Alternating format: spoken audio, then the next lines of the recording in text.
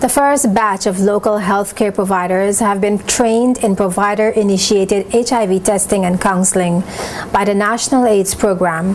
Coordinator Noeline Clark, at the opening of the training session, said the goal of the National AIDS Program, along with other countries globally, is to have systems in place to manage HIV and AIDS by 2015. This is when the €6 million funding by the European Union to 5 British and 6 Dutch overseas territories comes to an end. Clark said the training of healthcare providers to ensure there is a system in place that supports HIV/AIDS testing and counseling is beneficial to the Virgin Islands. Each country gets about $120,000 a year to scale up HIV programming.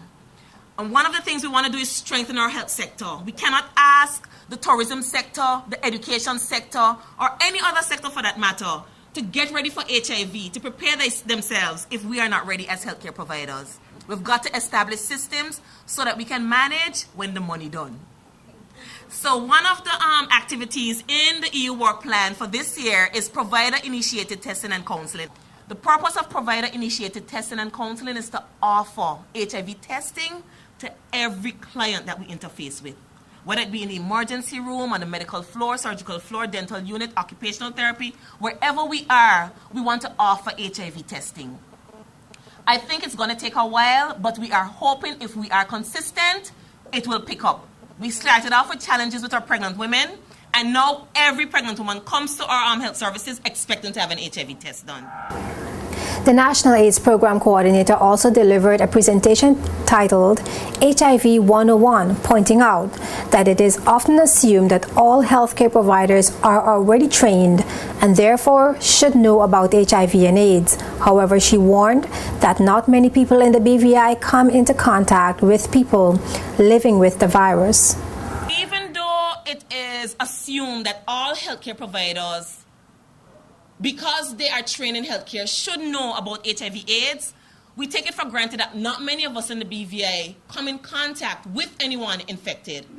Most people go to one of the public health clinics or to St. Thomas, Puerto Rico, or even the US mainland. So most of the times we will be working in our clinical areas and never come face to face with a client with HIV.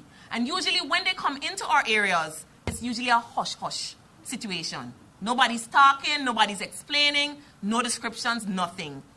The support group they have told me, Ms. Clark, you don't understand until you become diagnosed. You'll never understand how somebody feels. Sometimes they have self-scorn, anger, confusion.